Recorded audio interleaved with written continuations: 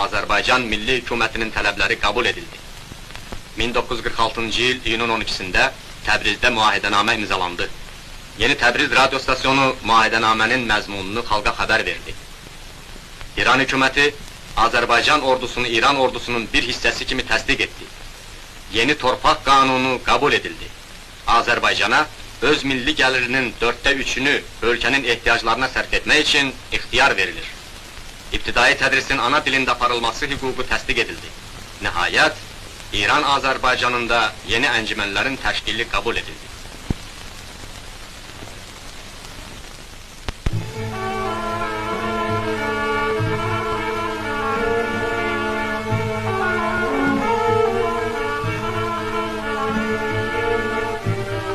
Xalq illər uzunu əyalət valisini belə sadə və səmimi görməyi arzulayırdı.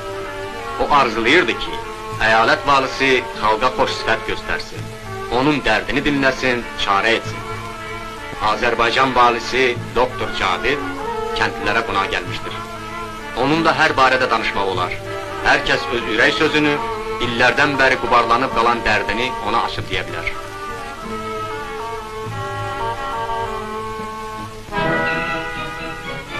...1946-cı il avqust ayının 5-də Təbrizdə Səttarxan xiyabanında Bağırxanın abidəsi qoyuldu. Pişəvəri həmən gün mitingdə nitq söylədi. O bugün hükümət başçısı kimi deyil, Azərbaycan Demokrat Firqəsinin rəhbəri kimi danışırdı.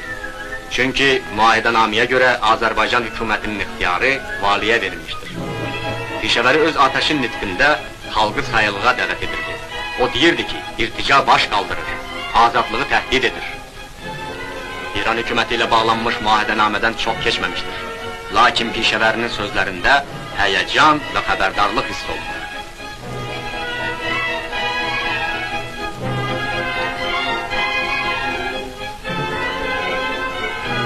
Demokrat Firqəsinin 1-ci il dönümü gəlib çatdı. 1946-cı il sentyabr ayının 12-sidir. Pişəvəri həmən gün xalqın ən yaxşı oğullarını Səttarxan ordeni ilə təltif etdi. Bu ordenlə General Kəbiri,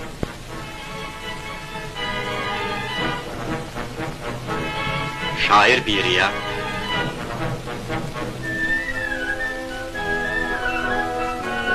Şeşmazər,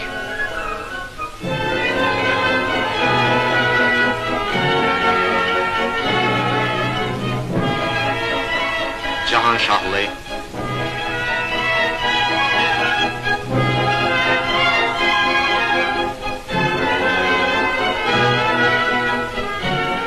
Kaviyan və başqaları təltif olundular.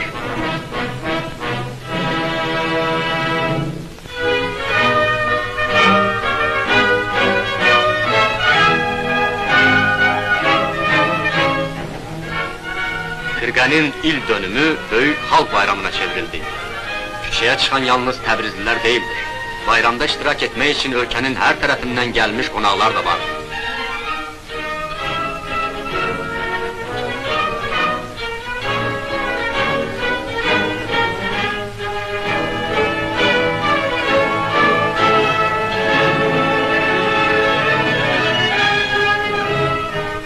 Xalq öz birlik və qüdrətini nümayiş etdirdi.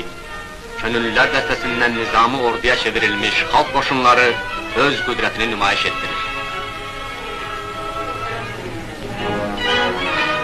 Sözlərdə, mahnılarda, şuar və təbriklərdə partiya məhəbbət və sədaqət izhar olunurdu. İnsana elə gəlirdi ki, artıq heç bir şey xalqı təhdid edə bilməyəcək. Heç bir şey işıqlı gələcək arzusunu və bu sevinci poza bilməyəcəkdir. Lakin irtica artıq hücuma hazırlaşırdı. Səttarxanın bayrağı yenə də təhlükədə idi.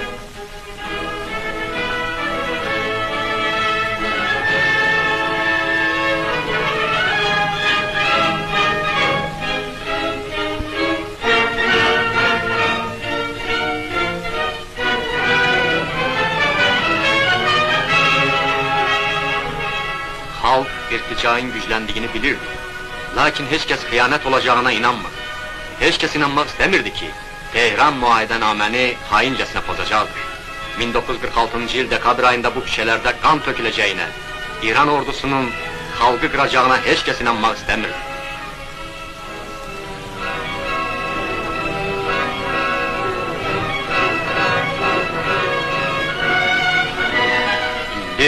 Təbriz küçələrində şənlikdir. Azad xalqın himni təntənə ilə səslənir.